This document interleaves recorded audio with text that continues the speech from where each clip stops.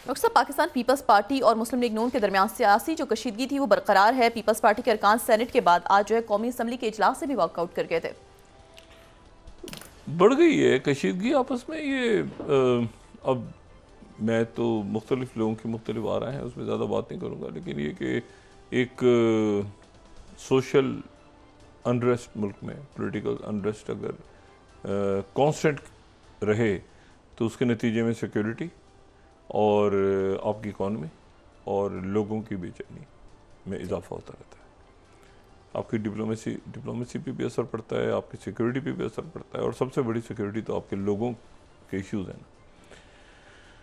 और वो उस वक्त तक मामला ठीक नहीं होंगे जब तक कि इकोनॉमिक टेररिज्म के ऊपर हाथ नहीं डाला जाएगा, माशी दहशतगर्दी। लेकिन जिस मुल्क में अकाउंटेबिलिटी का कोई फिनोमिना ना हो, जहाँ पे कोई मतलब है कि स्मगलिंग, बाकी इशूज़ और भत्ता और रिश्वत और ये सारी चीज़ें, तो वहाँ पर फिर इस किस्म की सूरत हाल में जो आपने कामयाबियाँ हासिल की हैं, जो मैं बार बार कहता हूँ कि अपने सफारती महाज पे, अस्करी महाज पे, और अस्करी महाज से मुराद सिर्फ बॉर्डर्स नहीं है बल्कि सिक्योरिटी को आप देखते हैं। मुल्क के अंदर सिक्योरिटी जो है उसमें तो फूड सिक्योरिटी भी है, अब तो क्लाइमेट भी सिक्योरिटी का चैलेंज बन गया, तो उसमें तो सारा सिक्योरिटी ही है ना। तो मतलब है कि वाटर सिक्योरिटी की बात होती है, कहीं कहीं बेशुमार उसके रंग हैं, और हर सिक्योरिटी का एंगल जो है वो जाके आपके अवाम से मिलता है। तो ये है कि ये जब तक ये सोशल अनरेस्ट में ये इजाफा करेंगे तो ये बाकी मामला कॉम्प्रोमाइज़ होंगे, जो कि नहीं होने चाहिए इसमें। अच्छा, इसमें तेज़ी के साथ वाक़यात जो हैं वो हमारे सामने आ रहे हैं। सबसे पहले तो सेबास्टियान लुगार्नो या लुकार्नो करके इनको लुगार्नी भी कहते थे फ्रेंच में, वो जो है वो तीसरे वज़ीर आज़म एक साल में फ्रांस के, उन्होंने काबीना का ऐलान किया और ऐलान करते ही वो उनको इस्तीफ़ा देना पड़ गया। काबीना का उन्होंने ऐलान किया और ऐलान जैसे ही काबीना का नाम सामने आया तो उसके बाद उन पे शदीद एतराज़ हुआ। ये 27 दिन भी नहीं रहे, 1 महीने से भी कम मुद्दत के लिए फ्रांस के वज़ीर आज़म बने और एक साल में तीसरे वज़ीर आज़म बने। अच्छा, ये कौन से फ्रांस की बात कर रहे हैं? ये उस फ्रांस की बात कर रहे हैं जहाँ प्रेसिडेंट मैक्रोन ने स्नैप इलेक्शंस करवाए थे और जहाँ ली पेन की जो राइट विंग की जमात जो है वो उनके मुकाबले पे उतरी हुई थी, जिनको सज़ा हो गई थी, जिसके ऊपर प्रेसिडेंट ट्रंप ने कहा था कि विच हंट है। तो वहाँ पर अब इश्यू ये है कि वो फार राइट जो सीट्स आई, ये 500, ये हम पहले भी कई दफ़े दिखा चुके हैं, लेकिन ये पॉलिटिकल क्राइसिस बढ़ता जा रहा है। और चूँकि यूरोप का एक मरकज़ यूरोप का प्रेसिडेंट मैक्रोन, तो बहुत यूरोप की इस वक्त अलामत है ना ईयू की। अगर बरतानिया को वापस लाने की बात होती है, अगर कोई यूरोप की, तो सबसे पहले जो बड़ा नाम यूरोप से हमारे सामने आता है वो प्रेसिडेंट मैक्रोन में से एक नाम है।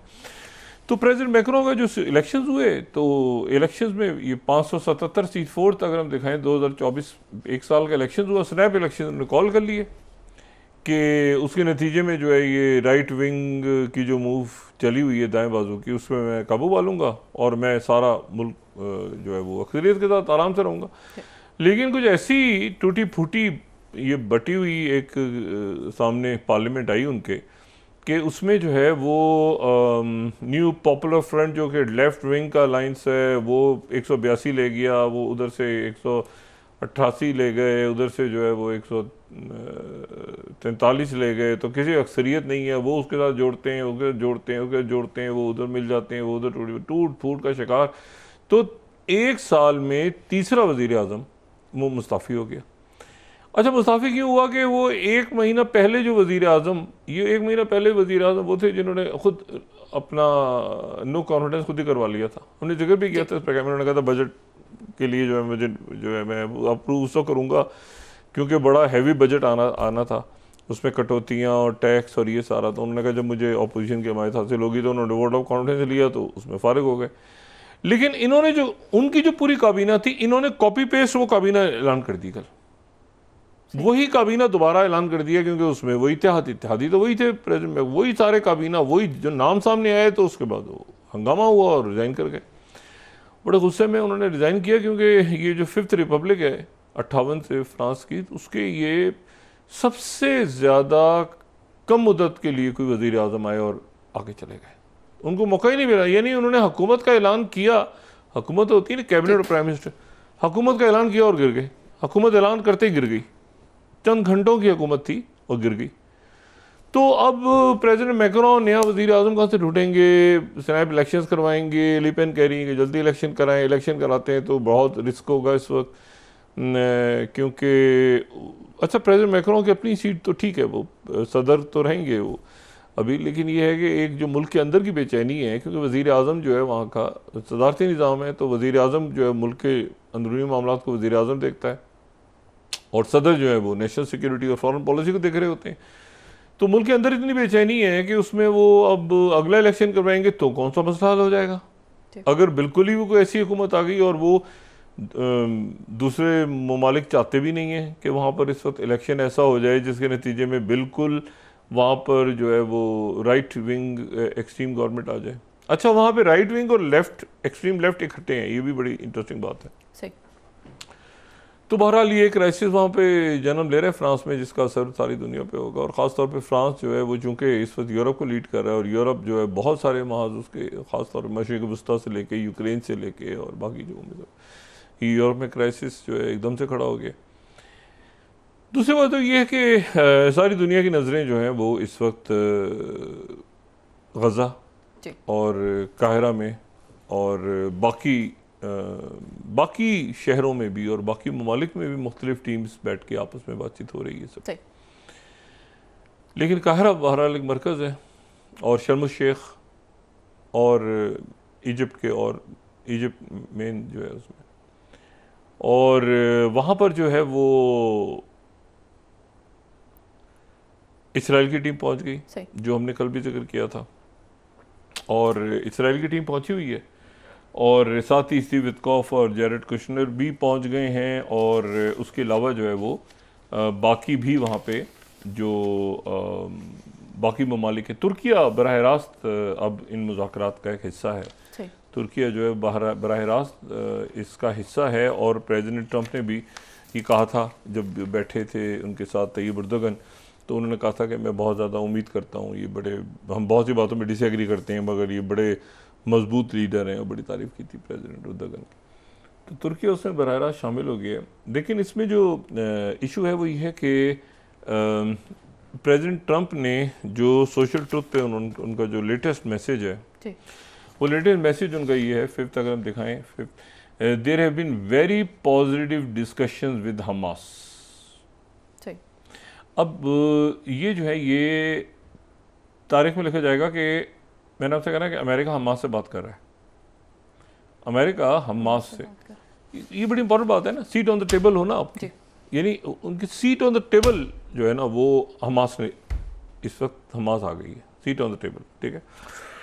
तो ये जो है ना ये positive discussion with Hamas and countries from all over the world, Arab, Muslim and everyone else this weekend. बड़ी अच्छी गुफ्तगू हुई इस वीकेंड जो गुजरा है, उसमें बड़ी अच्छी गुफ्तगू हुई to release the hostages end the war in Gaza, but more importantly finally have long sought peace in the Middle East। यानी प्रेसिडेंट ट्रंप भी अब एक तवीलुल मुद्दती कॉम्प्रिहेंसिव प्लान की बात कर रहे हैं, ठीक है ना। मतलब है कि ये तो एक हिस्सा है ना, इसको शुरू देखें, रिलीज हॉस्टेजेस, और फिर वो कह रहे हैं एंड द वॉर इन गजा, लेकिन सबसे इंपॉर्टेंट ये है कि एक long short piece in middle east चल रहा है। ये बात वो है जो उन्होंने की थी, हमास की तरफ से बात आई थी कि जी कॉम्प्रिहेंसिव प्लान हमें आप दें और आगे के कैसे बढ़ना है। These talks have been very successful, कामयाब मुज़ाकरात हुए, एंड प्रोसीडिंग रैपिडली, तेज़ी के साथ आगे बढ़ रहे हैं। Technical teams will again meet Monday in Egypt to work through and clarify the final details, ठीक है। I am told that the first phase should be completed this week। ये जो हफ्ता शुरू हुआ है इसी हफ्ते पहला मरहला मुकम्मल हो जाएगा। And I am asking everyone to move fast। तेज आगे बढ़ो। I will continue to monitor this centuries old conflict। Time is the essence और massive bloodshed will follow, something that nobody wants to see। अच्छा, यानी अब इससे बात ये निकली कि हमास के साथ वीकेंड पे जो इब्तिदाई बातचीत हुई है, तो इब्तिदाई बातचीत क्या हुई है जो कि कामयाब हुई है? वो ये कि हमास ने एक उनको मुबारकबाद का और साथ ही एक अपनी शराइत रख दी थी। इसको वो मुस्बत कह रहे हैं, इसको वो कह रहे हैं कि वीकेंड पे हमारी बातचीत बड़ी मुस्बत गई, बहुत अच्छी गई। और साथ ही जो है वो कल जो गालियाँ वालियाँ पड़ गई थी नेतन्याहू, तो उसके बाद से वो जो वहाँ पे बॉम्बिंग बंद है, कुछ ज़रा कह रहे हैं हो रही है, कुछ कह रहे हैं कि रुकी हुई है। बहरहाल ये है कि वो हमास की तरफ से कहा गया है कि भाई हम अंदर जाके रमालियों को हमने लाना है, बाहर लाना है, तो उससे पहले आपको सीज़फायर तो पहले करना पड़ेगा। वो कर दिया है, वो नेतन्याहू के पास अब कुछ है नहीं, अनलेस एंड अनटिल कोई ऐसा वाक़या जन्म ले जो कि जिसके नतीजे में नेतन्याहू जो है ये फिर यहाँ से एक नया हंगामा खड़ा कर दे। लेकिन ये कि प्रेसिडेंट ट्रम्प जो है प्रेसिडेंट ट्रम्प किसी मूड में नहीं है इस वक्त के मज़ीद इसको फैलाया जाए, ठीक है। और वो इसीलिए उन्होंने कहा है कि अपनी टीम्स को भी कहा कि जल्दी करो। अच्छा, अब यहाँ पर हमास टाइम ले रही है, हमास टाइम ले रही है क्योंकि हमास जो है वो 3-4 बातें, एक तो ये है कि ये बोर्ड का जिक्र अब आएगा नहीं आएगा, कैसे होगा। दूसरा ये है कि वो जो मैप्स हैं, वो मैप्स जो प्रेसिडेंट ट्रंप ने एक मैप तो वहाँ पे दे दिया इसराइल की, बिल्कुल ही डिफेंसिव इसराइल, यानी इसराइल इस वक्त है नहीं कहीं बीच में। अमेरिकन और हमास बात कर रहे हैं और अरब ममालिक और इस्लामी ममालिक और यूरोप बाकी मुल्क सारे बात कर रहे हैं। वो नेतन्याहू ये गालियाँ खाने के बाद तो बिल्कुल ही फारिग हो गया ना साइड पे, वो बिल्कुल वो बस मतलब उसे कहा रुक जाओ, खड़े हो जाओ, मतलब बच्चा जमूरा नहीं होता, उठ जा बैठ जा, वो वाला। पहले भी अमेरिका ऐसे करता था, इस दफ़ा तो बिल्कुल उसको ख्वार कर दिया ना। तो नेतन्याहू जो है वो बच्चा जमूरा बन के वो कहीं कोने खुदरे में घुसा हुआ है और उधर से वो उसके पास कुछ है भी नहीं ना अब कहने के लिए। हमास के साथ एक डायलॉग होना अमेरिका का डायरेक्ट, और प्रेसिडेंट ट्रंप का आज का जो मैसेज है सोशल ट्रुथ का, टू सोशल पे आज जो मैसेज देखें तो ये तो मैसेज बहुत ही, अगर दोबारा इसके अल्फाज देखें तो पहला जुमला ही जो है ये नेतन्याहू की सियासी और इसराइल की सियासी मौत है। अगर इसका सिर्फ पहला जुमला इसका देख लें, there have been very positive discussion with Hamas से डायरेक्ट बातचीत हो रही है और दूसरे ममालिक से ऑल ओवर द वर्ल्ड। अच्छा, इस वीकेंड पे बात हुई, ठीक है ना, और ये कि these talks have been very successful in proceeding rapidly. देखिए ना, और टेक्निकल टीम्स मिलेंगी और बाकी, और मैंने सबसे कहा कि तेज़ काम करो। तो इसके बाद जो है ये अब कुछ ऐसा बचा नहीं है नेतन्याहू के पास। देखें, 2-4 बातें इसमें बड़ी इंपॉर्टेंट है। पहली बात तो ये है कि प्रॉक्सी वॉर्स ख़त्म होनी चाहिए, मशरिक़ वुस्ता में प्रॉक्सी वॉर्स ख़त्म होनी चाहिए, नंबर 1।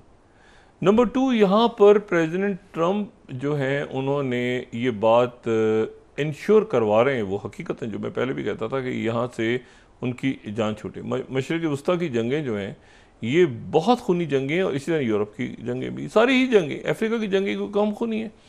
लेकिन ये कि मशरिक़ वुस्ता की चूँकि एक तारीख़ यहाँ पे ऐसी रही है कि वो जो उलझ गए तो उलझ गए, और उसके बाद अगर मुल्कों ने संभाल लिया अपने आप को तो संभाल लिया।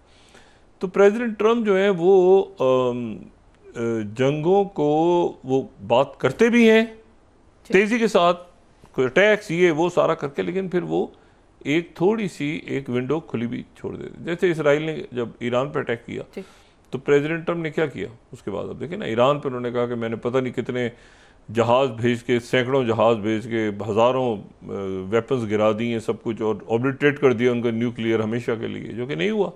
लेकिन उन्होंने ये बात की और किसी तरह से हमास की लीडरशिप को भी एक टिप ऑफ दिया कि भाई वहाँ पर किसने दिया, ये बात की बात है, तुर्की ने दिया, जिसने भी दिया, लेकिन वो लीडरशिप तो मौजूद है ना, खलील हया मौजूद हैं इस वक्त कायरा में, और बड़ी सख्त सिक्योरिटी में है, क्योंकि उनको वही बात है कि वहाँ पे कोई असैसिनेशन या कोई 3rd-4th दरमियान में ना जाए।